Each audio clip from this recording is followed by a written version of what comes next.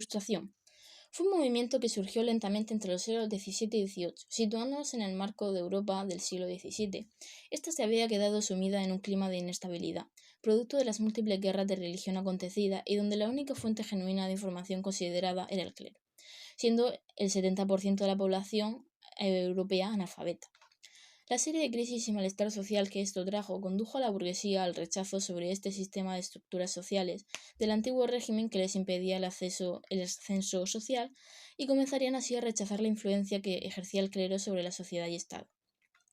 Esto, en conjunto con la difusión de ideas de importantes filósofos del momento y descubrimientos científicos, darían lugar al pensamiento crítico ilustrado, que buscaría explicaciones sobre lo que sucede en el mundo en la base científica, donde intervenga la razón y no la palabra supersticiosa de la Iglesia, fuese de un tipo u otro. Los monarcas europeos, como María Teresa I de Austria, Luis XV en Francia o Carlos III en España, trataron de apaciguar a sus súbditos con experiencias reformistas, queriendo racionalizar la administración, fomentar la educación y la iluminación de las calles, así como modernizar la economía, pero aun siendo gobernados, estos bajo el poder absoluto. Este sistema de todo para el pueblo, pero sin el pueblo, se les volvió en su contra al darse cuenta el tercer estado de sus intenciones.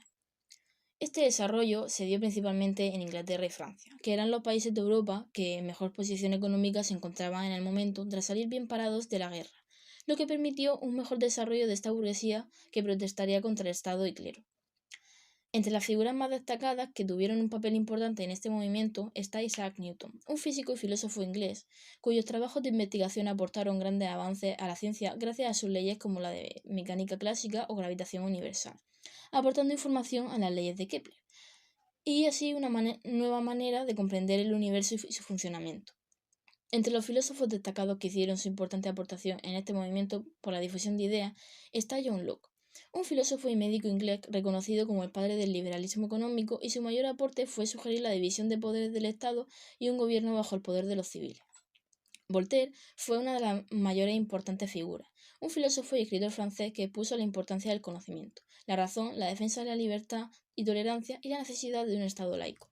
Fue un gran influyente del momento, especialmente debido a sus obras satíricas que criticaban al Estado e Iglesia, debido a la guerra y malas gestiones que acontecían en el momento. También fueron importantes otros filósofos como Montesquieu, que planteó la separación de poderes en legislativo, ejecutivo y judicial. Destacaría a su vez Rousseau, otro importante filósofo, y Diderot, uno de los principales autores de la enciclopedia, en colaboración con los filósofos mencionados anteriormente de manera principal y con la intervención de muchos más. La enciclopedia francesa fue el primer gran escrito dividido en diversos tomos que aglutinaba toda serie de conocimientos y que fue uno de los elementos cruciales en la Ilustración, convirtiéndose en su mayor medio y más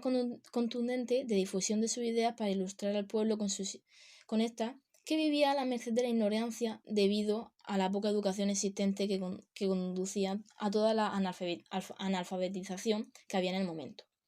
La Ilustración alcanzaría su mayor esplendor y desarrollo en el siglo XVIII, el que sería llamado como siglo de oro o siglo de las luces, más propio de Francia, y desembocaría en las revoluciones de Francia, la inglesa y posteriormente la americana.